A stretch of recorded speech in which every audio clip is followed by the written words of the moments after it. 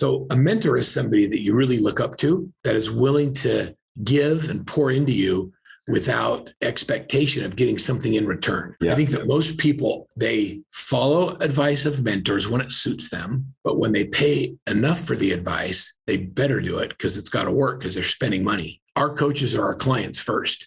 And so they first have to be a client. They have to show excellence. They have to grow their businesses. And we double. Like if you're at 250, I'll take you to $500,000 in a year. And if you're at 500,000 in income, I'll take you to $1 million. If you're at $1 million, we go to 2.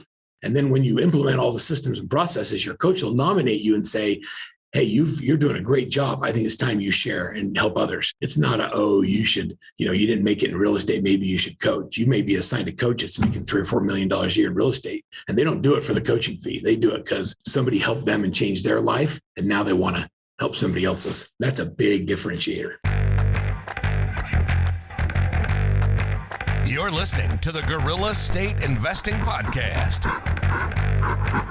We're not here to bruise your bananas with guru sales pitches, overrated fluff, or any other kind of monkey business. We simply provide the ground-pounding truth about what it takes to be successful in real estate. All right, and welcome back to another episode of Guerrilla State Investing Podcast. I am your host, Brandon Magierowski. And as always, this episode is brought to you by From Middle Class to Millionaire, one of the fastest growing Facebook groups out there. If you're looking to get your ass out of the middle class and into millionaire status, jump on Facebook, join the group for free. It's From Middle Class to Millionaire. Inside that group is like-minded people looking for the same thing you're looking for: accountability, a network, and the tools needed to get into millionaire status. So jump online, join the group. Today's guest is Verl Workman. The hook for Verl runs an 8-figure coaching business in real estate. 8-figure coaching business. I'm excited to have him on. I met him a few weeks ago at a fun symposium seminar. I was blown away by his message, his speaking ability, and the business that he's been able to build with his family. He has 20 years of experience in professional speaking, in professional coaching. He's done over 1,000 speaking engagements and seminars. And in 2016, Verl earned the Certificate of Speaking Professional designation from the National Speakers Association. I'm assuming that's a very prestigious award. Verl is buzzing in now, so let me join him to the call, and here we go. Hey, Brandon. Verl. Hey, man. How you doing? Great to see you. Good to be seen. What's new and exciting? Not much. Just finished up a little kindergarten graduation this morning, and cool. Looking forward to talking to you again. It's been a few weeks. What's been going on since the fun symposium? Geez, I've been on the road. Yeah. Time, yeah. I've been to Biloxi, Mississippi, Kansas, New York, Florida. Is that for Workman, or is that for pleasure? Gigs. Yeah, no, all speaking gigs. All speaking gigs, right? Yeah. All right. Well, just to let you know, I already did the introduction. Okay. Usually I just roll right into it because I just want to have a free-flowing conversation with you, Verl, and kind of catch back up on our conversations in Vegas when we met a couple of weeks ago.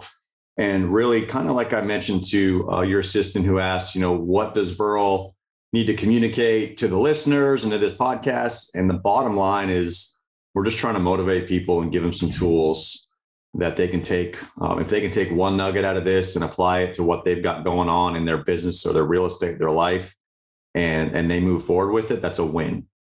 And that's what this podcast is about. So I just want to get things rolling. Can you just give us a quick background? I know you're really good at this, Verl. You've got the hook down. So I think some people could really probably take note of this 30-second elevator pitch you're about to get. But can you just give us the rundown of what exactly you do?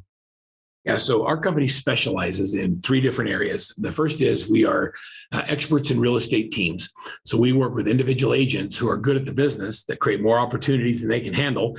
And we help them create leverage with technology and with human resources. So we're really good at doing teams. We have about 100 coaches that coach real estate team leaders and brokers and owners who want to build teams.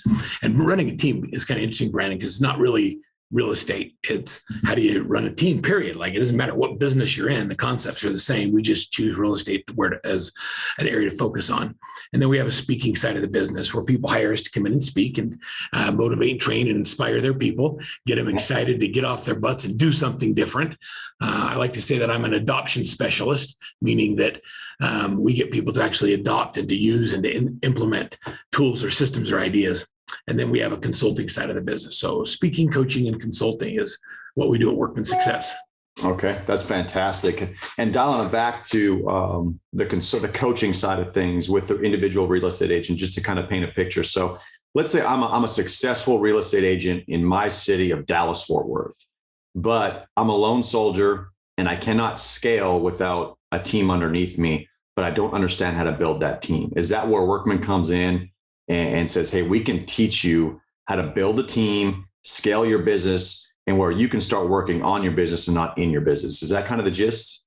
So yes, but like I tell people all the time, nobody should tell anybody else what kind of business they should own, whether it's if a lot of people are happy as an individual agent, that's totally great. If somebody is like, when you start feeling stressed or you start giving up things you care about more, like you go to your kids' practices, but you're always on your phone, or when you pick your kids up and they're in the backseat of the car and you have to go shh because you're on a speakerphone talking to somebody, when you've got things in your life that are taking you away from things that are more important, that's when people start thinking about, do I need help? And there's more than one way to create leverage, Brandon. You don't just have to, hire a bunch of people. My motto is lead with revenue, not expense. So where are the revenue buckets that we're not capitalizing on? How do we fill those buckets? And then we implement systems. You can build leverage by using all outsourced stuff. So I can hire a virtual transaction coordinator. I can hire an outsourced social media marketing company. I can have somebody do I can pay an office runner to go out and deliver signs and set up my open houses. So there's a lot of ways to create leverage without building a big team. So it's just a matter of deciding, where you want to go, what the opportunities are, and then defining what that looks like. And yeah, you would call us at that point. Well, and whatever that looks like to you, your coach will help you figure that out. We'll look at your business plan, your strategic plan. Where do you want to be 5 years from now? And then we work backwards into it. And that's just kind of pull a line out of that comment you just made, lead with revenue. That was a big point that you made to Ramsey and I when we had breakfast for everyone. We were at a fun symposium in Las Vegas and we met Verl there. Actually, the story goes, we showed up for the first night, and just like any networking event, we come and we go to the lounge, right? And you see all these new faces that you've never seen before. And then you see Joel Block, who's the leader of the symposium. We know Joel. So you obviously migrate to the person you know first. Yep. So we go to Joel and we say, hey, guys, good to see you. Good to see you. And he kind of starts pointing some people out, and he points over to this guy wearing a ball cap and just looks like your everyday Joe. He's like, yeah, that guy, he runs a big coaching business and this and that. It kind of just didn't really explain who you were, Verl. And inside of, business coaching and all the mentorship stuff, there's so many coaches out there and so many mentors out there that it almost gets watered down to the point where you hear the word coach inside a business and you kind of go, ugh, like, oh, another one. But What I quickly learned was, and this was kind of the hook you gave, was you run an 8-figure coaching business. And that opens your eyes immediately to say, oh my gosh, this guy is legitimate. What is he doing that nobody else is doing? Because there's one-off coaches everywhere. And the biggest point when we sat down for breakfast with you, you said lead with revenue. What do you see where's the mistakes people make when they lead with expenses? What's the number one mistake they're making? They think they can hire people or buy leads or invest in technology and that'll solve their problems. And what the real problem is they don't know what to focus on every day. And they're spending 70, 80% of their day doing $20 an hour activities. And I can never take somebody to the place in their business where they're making 7 figures if they spend any of their day doing stuff that's worth $20. Mm-hmm. So leading with revenue means that we have to identify what's your highest and best use of time and how do we get the ROT. On the investor side, we talk about return on investment all the time. What's the ROI and what are your cap rates? And there's all these investing terms. In business, I call it ROT. What's your return on time? If you put an hour into something, what's the return you're going to get? And I would say that most of the realtors out there and most business people actually spend most of their time focusing on things that somebody else should do. but they have such big egos. They think nobody can do it as good as them. And their clients really want them. So they have to show all the houses, and they have to do all the paperwork, and they have to deliver all the mailers. The reality is nobody really actually cares about us. They care about themselves, and they want a home for their families. And the realtor is a tool in the process. And if we understand that, then it allows us the ability to create scale. Yeah, that's fantastic. The return on time versus the return on investment. That's something we're building inside of our group from middle class to millionaire. We're actually coming out with an ebook that is specifically about time. Love it. It's about the value of your time, and whether are you trading time for money or money for time. That's kind of the big thesis around it.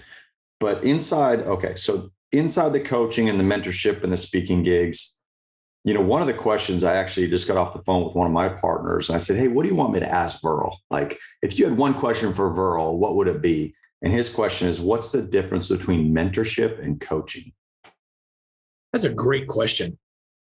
So a mentor is somebody that you really look up to, that is willing to give and pour into you without any expectation of getting something in return.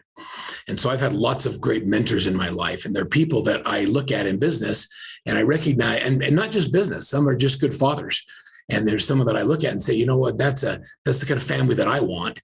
And so you ask them questions, and they just give you legitimate answers without any agenda. So I would say mentorship doesn't have an agenda. When you engage in a coaching relationship, you expect a result. And the agenda is, my agenda as a coach is to understand where you want to go and help you define a clear path to get there. Where a mentor would give you suggestions, and you could choose whether or not to follow that advice or not. Yeah. I think that most people, they follow advice of mentors when it suits them, but when they pay enough for the advice, they better do it because it's got to work, because they're spending money. And you said something that made me think. You said, there's all these one-off coaching companies, and everybody can start anybody can be a coach. And the phrase that was going through my head was, those who can't do coach. Like, if you can't do it, you become a coach and help other people. Right. Our coaches are our clients first. And so they first have to be a client. They have to show excellence. They have to grow their businesses. And we double. Like, if you're at 250, I'll take you to $500,000 in a year. And if you're at 500,000 in income, I'll take you to $1 million. If you're at $1 million, we go to 2. So wherever you are, and then when you implement all the systems and processes, your coach will nominate you and say, hey, you're doing a great job. I think it's time you share and help others. And then they go through a very intense process to become a workman coach. These are very well-trained people that have, 1,800 hours of development before I ever turn them loose on a client. It's not a, oh, you should, you didn't make it in real estate, maybe you should coach. You may be assigned a coach that's making $3 or $4 million a year in real estate. And they don't do it for the coaching fee. They do it because somebody helped them and changed their life. And now they want to help somebody else's. That's a big differentiator. Well, we're about to dive deep into that, Verl, because that's something I wrote down is your ability to scale your business to what it is today is because of the quality coaches you have. So the process would go, if I came on early on as, Verl, you coached me one-on-one and you gave me A to Z, and I went and executed A to Z, and you come back to me and go, man, great job. I think you'd be a really good coach to help the next client. But first, you need to learn how to coach. Is that the way it goes? So usually it's a little bit different than that. Usually the client has so much gratitude because it's not the money they're making, but they get their life back. They have date night with their spouses every Friday. They're starting to travel. They can take a week off and not call in. Like, their lifestyle changes so much. And because there's gratitude, they say, what can I do for you? Because clearly I can't pay you enough. Mm-hmm. And we say, you know what, help others. And so we get by giving. And that's how we respond to what can I do, is we say, let's help others. And so then they interview with our director of coaching, and they accept a nomination, and then they go through trainings. They have to come to Salt Lake twice a year for 3 intense days. They have to commit to every Friday being on a coach development call. And so every Friday at 8:00 in the morning Mountain Time, I have 100 coaches on a call, and we are using the wisdom of our crowd to not just to train them, but to solve client issues. So a coach will show up and say, hey, I've got a client that's, dealing with a builder who can't get inventory and can't get materials, and they've got all these people under contract that are starting to drop out because the builder can't finish the product. How are you dealing with that? And then we'll have 5 coaches raise their hands, and they have to have a real solution. They have to have experience do it, and they have to have data that shows how what they did made a difference, and then they can share it. And so it's a very data-based sharing, and we'll take all that content, and our writers will then put it into a module, and then it becomes available to all the coaches that can plug into now and use that module when they have that issue. So we call it the wisdom of the crowd. It's pretty cool. Sounds like this is pretty thought out, Verl. You know what? I have really smart kids. Yeah. And my daughter, Brianne, who runs she's our president, is very, very good at the execution of the ideas. So I'm good at coming up with the ideas, but you need somebody on your team that can execute. And that's my kid. That's Brianne and Nate and Ryan. They do a great job with that. Well, I want to dial it back before Brian and Nate and Brian and Ryan or Brian. Sorry. Ryan. Every expert starts as a beginner, right? So you probably had this vision. I want to start a coaching business. I'm sure you're a successful agent. You did some stuff inside of your agency that said, hey, this could really work for other people. So dial it back to when you first got going and how, what mistakes did you make early on trying to develop the coaching business that you would tell others like, hey, don't do this? Okay. So the first thing was I never wanted to build a coaching business. That wasn't my agenda. I didn't think, I should have a coaching. I never thought that. I'm an accidental success, not an intentional one. So I wanted to be a professional speaker. I saw Zig Ziglar talk when I was in high school. And I told my DECA teacher, hey, I want to do that. And he said, you need to get something more realistic. So I just wanted to be a speaker because I thought, that's something that, I don't know, my dad was a teacher. I wanted to be a teacher, but they don't make enough money. And so I wanted to be able to teach, but make a living. And so as I started speaking, what would happen is after a few years of speaking, people would come up to me and say, hey, I saw you 2 years ago. And I'll say, awesome. So what have you done with what I taught? Well, nothing. And it became a theme that people get motivated and they hear presenters. And I'm sure you've been to events like this where you're like, oh, that was awesome. And you have a book full of notes, and then you get back and you take your trick or treat bag from the convention floor and all your notes, and it gets set in your office. You never look at it again because your whirlwind of life keeps going. And so after hearing that, people were inspired, but they weren't taking action, I thought, well, how do we get them to actually do something new instead of just hear something new? And that's when I said, you know what, we need to figure out how to get adoption of the concepts. And I didn't go through any kind of coaching certification. I never saw anybody else coach. I had a business partner at the time, and we started a group coaching program, and we charged $1,000 for 6 months of coaching. And we took 100 people at a time through 12 sessions, 2 sessions a month, and everybody paid $100. We'd do 100 at a time. And every time I would speak, I would build for the next coaching group. And so I was constantly building for the group. And so that's how I started coaching. And then in those groups of 100 at a time, we start getting people that were like, there were 3 kinds of people in every group. And you'll recognize this as you coach and start doing this. There's the also-rans. They're the ones that like to talk about how they used to run in high school. I was on the track team. They want to go back to all the things they've done in their life. They don't do anything new. All they do is suck your energy and take up time on the calls. We mute them. So the also-rans, and that's going to be a third of the group, and they pay for your coaching. And at the end, they go, I didn't really get anything. And it's because you didn't let them talk. And, they were there to learn, not talk. And then you have a third that I call my tweeners. And the tweeners are like, hey, they're listening and they're doing some of the stuff, but they have some limiting beliefs on what's possible. And they don't implement everything, but they'll tell people it was a good value.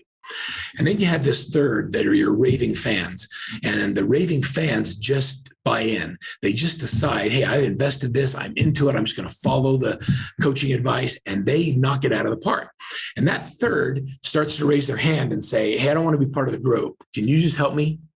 And I didn't even know what to charge. Yeah. So I just came up with a number and said, sure, I'll help you. My first one I charged, I think it was $5,000 for 6 months of coaching. The next, and then I started doing that. And that wasn't a very scalable program. And then I had a guy named Kevin out of Salt Lake City who was a big condo conversion guy, but was transitioning to regular real estate. And I took him on and I said, I'll just take 25% of whatever we grow your business. So, and he was doing 300 units. So he said, we used the benchmark of 300 units and I took 25%. When we hit 400 units, he says, yeah, I can't pay you that much. so I played with all different kinds of models. And now we've kind of dialed in our coaching as $1,000 to $5,000 a month, depending on your coach. And we give somebody a coach that's performing or coaching people at a higher level than them. And so if you're making 250, I'm going to give you someone that's coaching people making 500 to 750. Right. They know how to get there, and they've been there before. They've been down the road. They know the hard things. You asked me for mistakes. One of the first mistakes, it was my business was built around me. So it was Verl Workman seminars, Verl Workman coaching, Verl Workman events. Mm-hmm. And so when everybody wants a coach, who do you think they want? Verl. Right. And there's no scale in that. Yeah. And so, this business is 6 years old. And when, we started this business because I got fired by my partners. I had merged with a company out of Illinois and I got fired by my partners. And when Brianna and I were flying back from South Carolina, trying to figure out what we wanted to build, we came to the conclusion that we didn't want it to be about Verl. And so we called it Workman Success Systems. Mm-hmm. And so the focus was on the success in the systems, not on Verl. And that was a pivotal change in the new business. It took 15 years to generate $1 million in my previous company. It took less than 3 months to do it in this one. Wow. Because we called past clients and said, hey, I want you to be a coach. I'm starting a coaching company. I don't know what it looks like, and I don't know how I'm going to pay you, but we're going to figure it out. Yeah. And they said, okay. So we just figured it out. Our first coach training was at my kitchen, sitting around the kitchen table, and we had printed books for everybody, and we just started figuring it out. How do you recruit clients to, how do you find people that need to be coached? Or is there a funnel that they're coming to you? Are you reaching up to them? Is it organic? It's a combination of a lot of things. When we have 600 plus private one-on-one clients, mm-hmm. and another 20 or 30,000 that are in our online training and doing things. And so just that organic growth is happening because of referrals. We get a lot of our clients start killing it, and their brokers are like, what are you doing? And I hired Workman. Well, what do they do? And then they'll hire us to come in and speak to their office. And when we speak, that generates leads. And the way that we do our funnel is we always give something of value. And we give our good stuff. Like when somebody wants something from me, if they ask for anything that I show from the stage, I'll give it to them. Mm-hmm. I don't care if it's my most proprietary thing. I'll just give it to them. And what I've learned is people will copy everything except your hard work. And right. So I just don't worry about it. And so we just give. Our motto and our messaging is serve regardless of opportunity. And that's our funnel. Yeah. And by serving, it puts tons of people in because they download things. And then we have a sales team.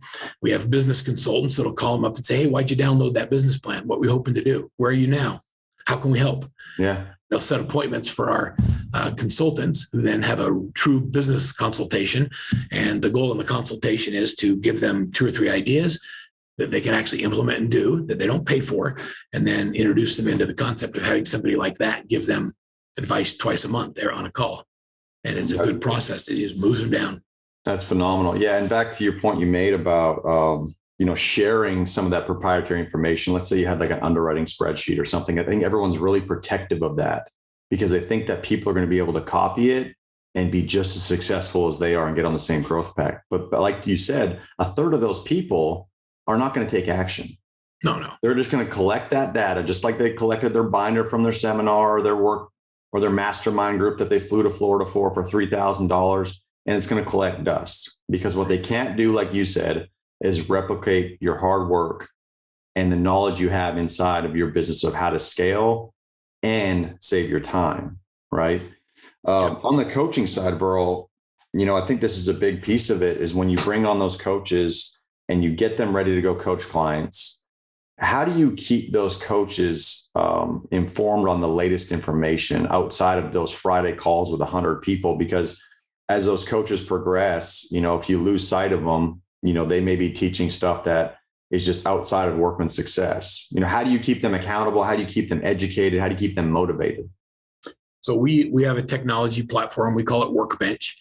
And inside of Workbench, all of our coaches put all of their coaching notes in there. Every coaching call is recorded.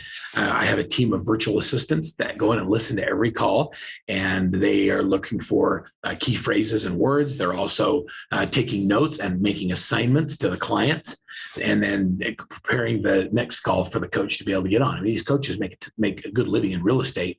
And so we take everything off their plate besides being able to focus on the client. And so I've never had an issue with a coach going off the rails. Never. Yeah. Like, so I'm coaching a client. I don't have to worry about the notes, worry about saying, hey, what did I tell him? What was that? What advice did I give him, or what tasks did I give him from next week? You have virtual assistants that listen to the call. They take the notes, they assign the task to that client. And you told me Snack Toad, right? Yep. I remember Snack Toad. Tell everyone about Snack Toad.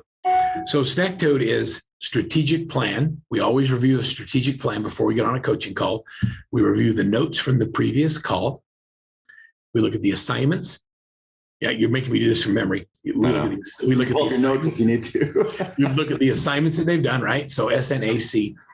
What's C? I don't remember. And then we look at their lead tracker. We look at their transaction tracker. We look at their daily success habits. So there's a series of things that we review prior to a call. So we always tell our clients in the contract, they get a 30-minute call, but my coaches are trained to always give an hour. Mm-hmm. And so we always give them twice as much as they expected when they got contract. Under promise and over deliver. Yep. Right. And then I have inside the software, I have one person who's a full-time staff person who we call a save specialist. And his job is to go in, and you can look at all of the coaching sessions. I can look at all of the notes, and I can see if the clients are doing their assignments, if the coach is posting the notes, if they're not having 2 calls a month, and I can see it in the dashboard. And then they'll reach out to the coaches. Hey, what's up? Mm-hmm. So that's how you're holding them accountable. They know that if they're not having their calls, then things are being tracked, and someone's just looking at it to say, hey, you missed a call. What's going on? Or were you on vacation? Okay. We track everything. That, I say that which gets measured gets done. Yeah. I mean, I want to know how many conversations you have to have today to get an appointment, and how many appointments you need to get a listing, and how many listings you need to get a closing. And I'm going to figure that out. We're going to break it down to how many minutes you need to spend every day looking for new business. And once we dial that in, all we do is duplicate those activities. Yeah, that's phenomenal. On the speaking side of things, Verl, you said early on you wanted to speak. Do you speak specifically about real estate early on? What was the subject matter you wanted to speak upon when you were first starting out as a speaker? I didn't know. This is kind of a story, but so I used to be in the satellite dish hot tub business, and I owned retail stores. So I started when I was 21. For about 8 years, I was in that business. And the guy that owned the computer store next to my satellite dish store selling the old Commodore computers, like you don't even know what that is. I don't know what a Commodore is. Right. That was the predecessor to the Mac. Oh, okay. Gotcha. So that is back when Atari was the big thing and people were doing gaming. Anyway, so I was out selling houses. I closed my stores, got into real estate, was having great success. And he came to me and he said, hey, I've got a contract to deliver laptops to a company that does training for realtors, and we're looking for someone to present. And I was like, sure. So I didn't even know what that was. Mm-hmm. And so I would do seminars, and he would run the computer, and he would point to what I was supposed to talk to with his mouse on the screen. And I would just talk about it because I didn't know how to use the technology. Yeah. So we started by teaching technology to realtors, and we built that company up, and I successfully sold that to homes.com in the late 90s. And we were the largest training company. And then we went out with homes.com and we raised capital. And because we had capital, that was able to get me to sponsor all kinds of events that would put me on the main stage. And we would teach, when they started doing this technology, they would teach, here's the technology, here's what you could do with it. And I changed all that messaging to, let me show you how to make money with it. It doesn't have anything to do with the features, but here's how you use it to make money. And I became known as someone who could figure out what the consumer really is looking for and how to use the technology to deliver that to them.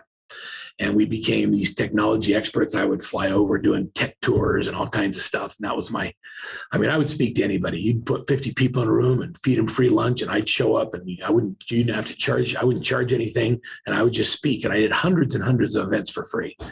And so I just had to learn how to be able to deliver a message. And then we figured out that at the back of the room, people would sign up for our coaching or buy our systems, and it became a very lucrative, successful business. We just have fun. So now I get paid to speak, which I love to do anyway. So I have a good life. I look back, I think about what I've done for the last 20 plus years, and I can't believe I get paid to do it. Yeah. That's phenomenal. No, it's an unbelievable story. And that's why I wanted to have you on, because we got a little glimpse of it, at the conference in Vegas, and over breakfast. I felt like we could have sat there for 3 hours at breakfast, but we had to go in the room and listen to Joel for a little bit longer, it was a phenomenal conference. We had a great time. Joel Block is such a good guy. He's such a good leader, and he's so smart. What is next for you, Verl? Like that you're building the Workman success systems. You've got your family. Pretty much you're trying to get them to take the reins. Obviously, you still have your thumb on the whole thing. So, is there another venture you're out to do? Are you buying real estate? Are you still selling real estate? What else you got going on?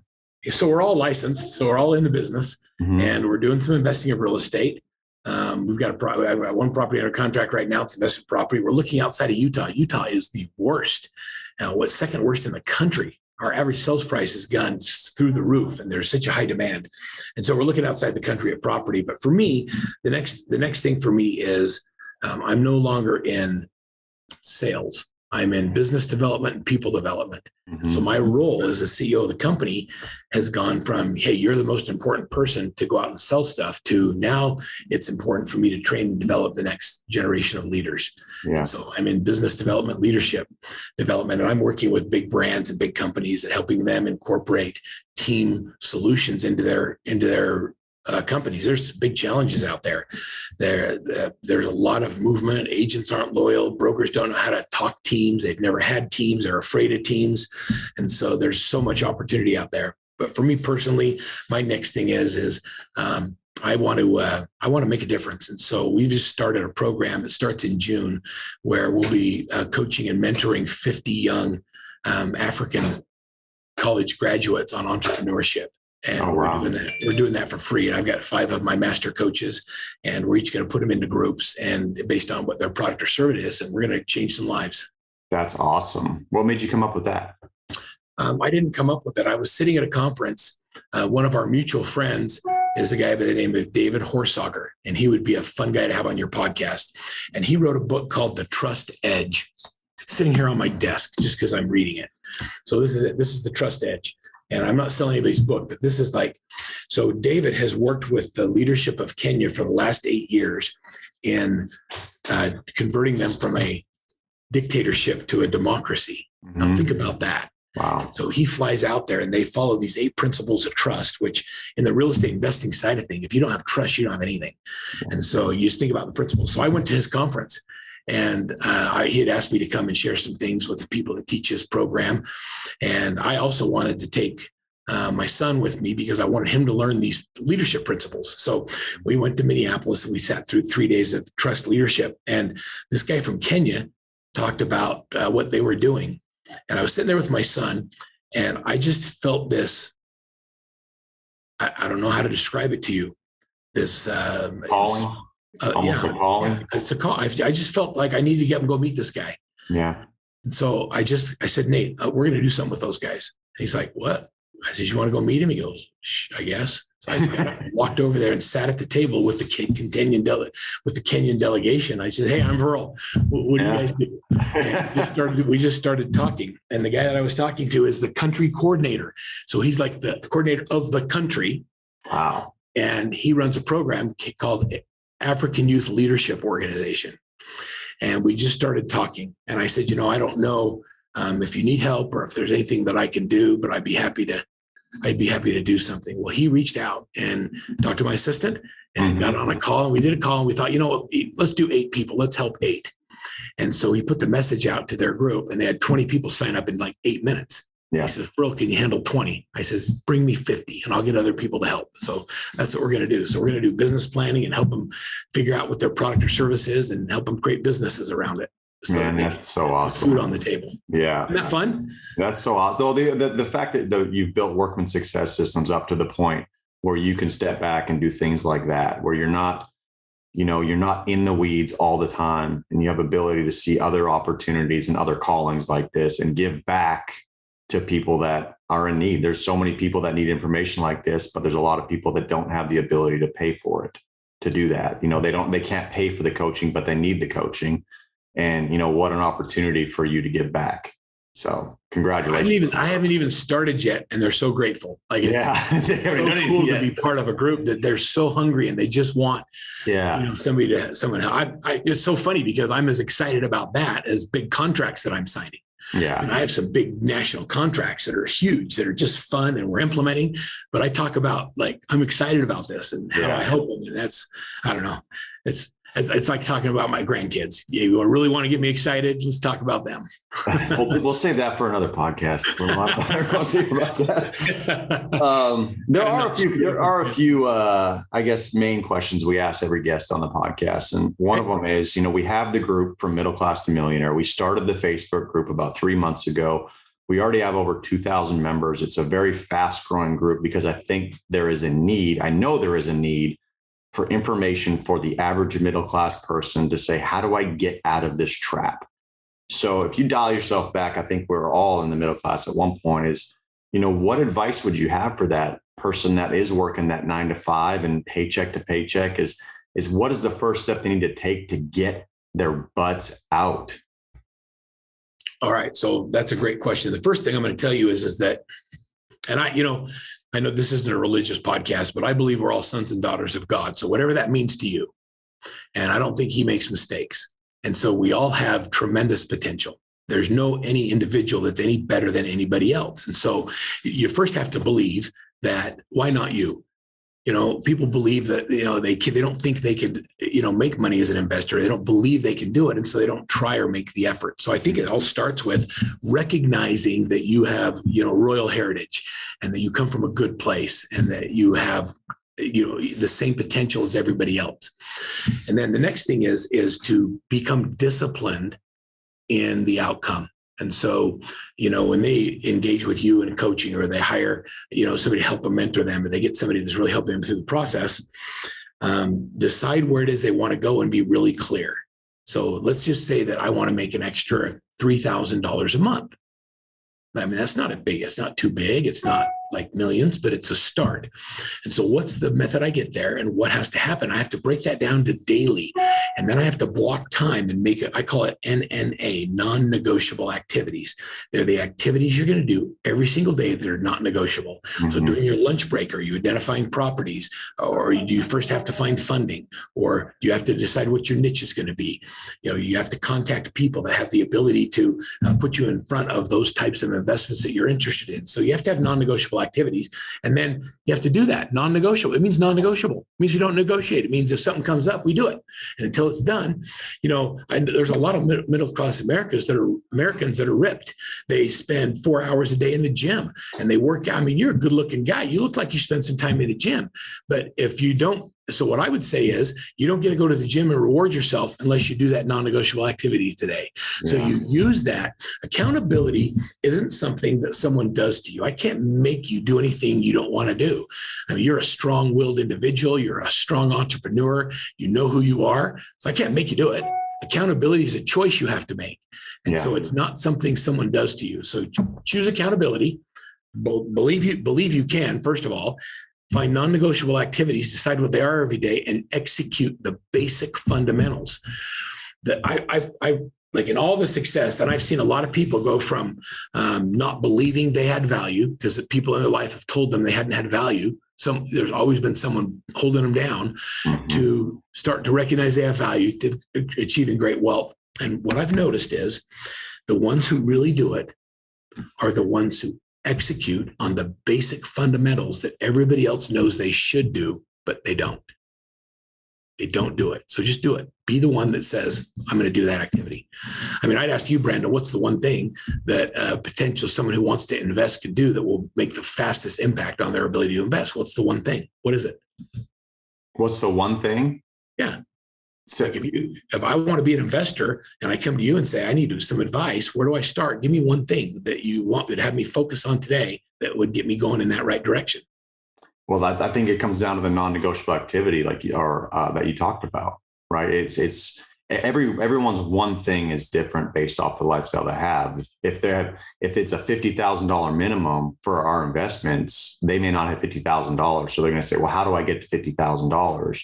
And say, well, what kind of job do you have now? What are you working? Okay, let's find some additional income streams for you. What else do you love to do that you can do in your spare time? Can you go start a lawn company? Can you go sell? You've got to create an additional income stream to get to that $50,000 to be able to invest in the deal.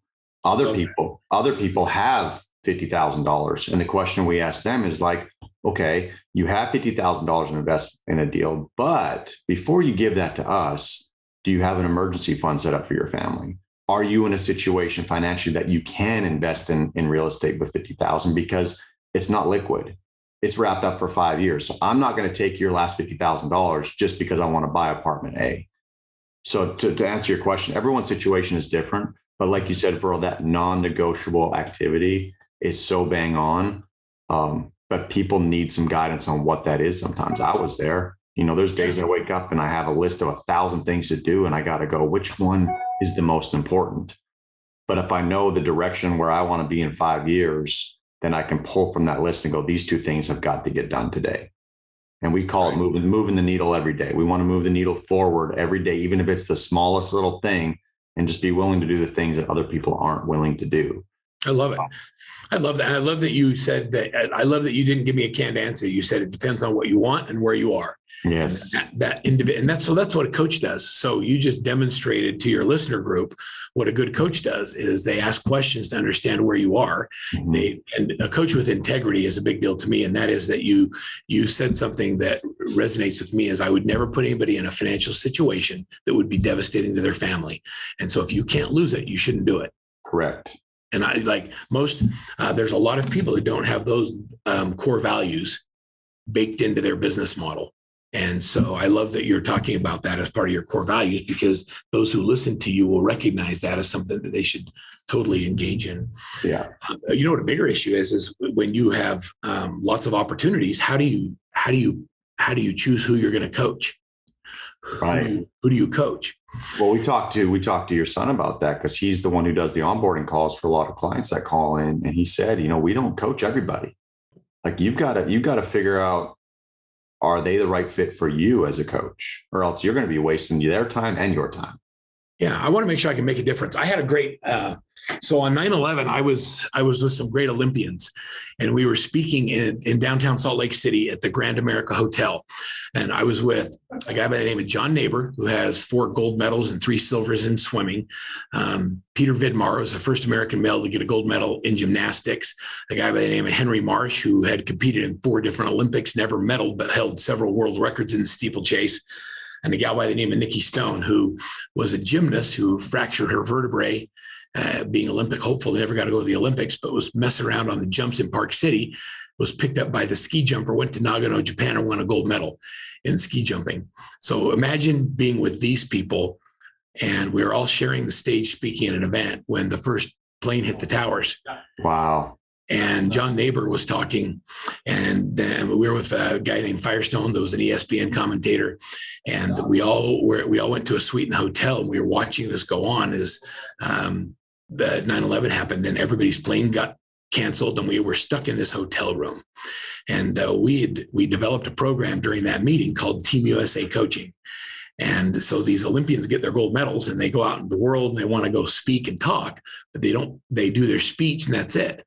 And so the concept behind it was that companies who hire them could then have a call a month with a different Olympian that would tell their gold medal winning formula, because they all have systems that are all like overachievers. It's just really cool. It was like, I'm like a groupie. So I'm sitting in this room and I'm talking to all these people. And I asked John Neighbor, I said, John, when you're that good, when you have that many medals, who do you coach? And he said, have you ever seen a little boy or girl at the park with a brand new Labrador puppy? And that puppy is pulling that kid through the park? Yeah. I'm like, oh, yeah. He goes, I coach that puppy. Because if I have to pull you or kick you or motivate you or give you bacon to get you going, I don't have energy for it. I want you to be the kid on the end of the bench. It's like, come on, coach, put me in. Let's go. I need to get in. Put me in. I want it. And that's been our philosophy. Like if I have to talk you into coaching, if I have to like do a big hard close or sales pitch, we're not going to have a good experience. And so I want people who are ready, that really want the information that we're sharing. We have a proven track record. We know we can get a result. And if you're hungry and you're humble and you're teachable, let's go. And we'll have fun. Be that puppy on the leash. So if I could give advice to you guys as a business, that would be to identify those puppies. Yeah, that's phenomenal. That's a good story too, man. That's incredible. All right, now let's go. I want you to say something maybe negative about the business world, the coaching world, the real estate world. We do a segment on here, What Bruises Your Bananas? It is the Guerrilla Estate Investing Podcast. So we want to know, what bruises your bananas, Verl, of the things you see out there, from whether it's other coaches, mentors, other people, what kind of grinds the gears for you? Okay, so I'll give you my first statement, and that is that I don't focus on what anybody else does. I only focus on what I can control.